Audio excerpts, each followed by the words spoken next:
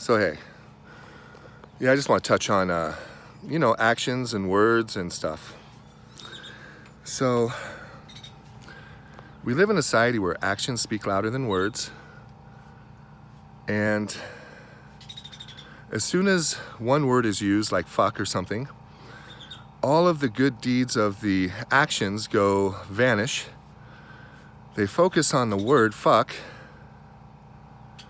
Avoid missing the whole concept, the whole thing, the message of love that's being sent, caring and sharing, these types of things.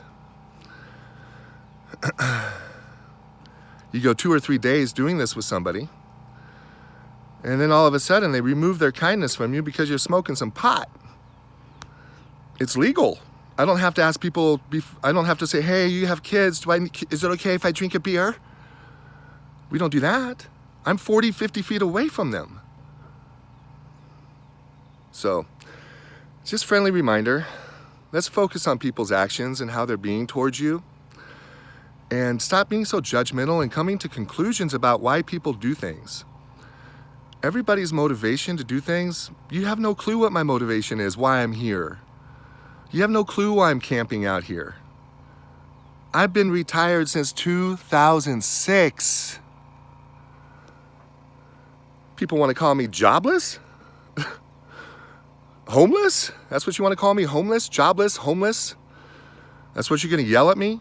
Because I'm smoking some weed? Interesting. What about all the kind conversations we had prior to that? That means nothing now? Oh, those conversations must have been fake because I smoked some weed? Oh, okay.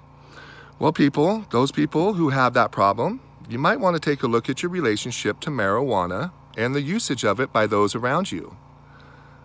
Might want to check in with yourself and see about your judgmental self.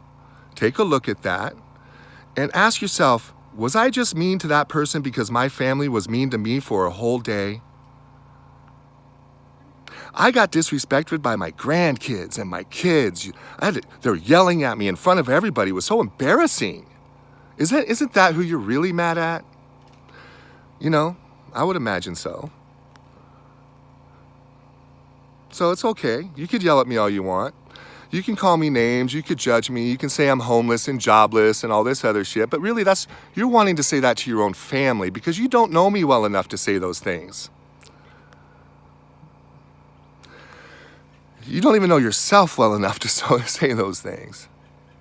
I'm so sorry that your life has been filled with regret. I apologize.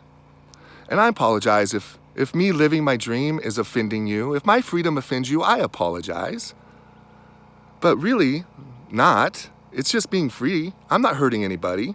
You try to throw this secondhand smoke out at me. Dude, I'm 50 feet away. Okay. All right. Yeah. So then, instead of sharing with your grandkids what a great conversation we had and how much fun we had before they got there, now you're going to bitch and complain about me smoking? Okay. It's unfortunate. Those over 70, you were lied to, just so you know.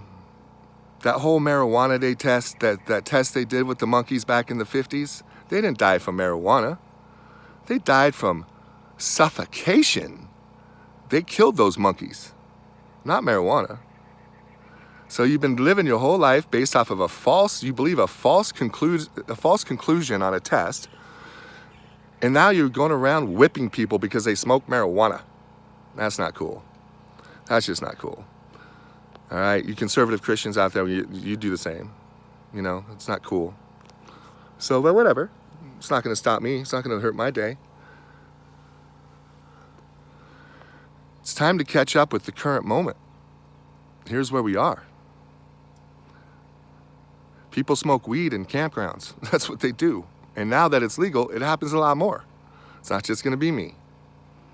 So why don't you prepare your grandchildren and your children for what's out there in the real world instead of trying to protect them and shelter them from something so that way when they get out in the real world, they know how to handle it instead of be so shocked that they're going to panic and they're going to lose all their personal freedom to be and they're going to become mean and start yelling at people like you just did. Break the cycle.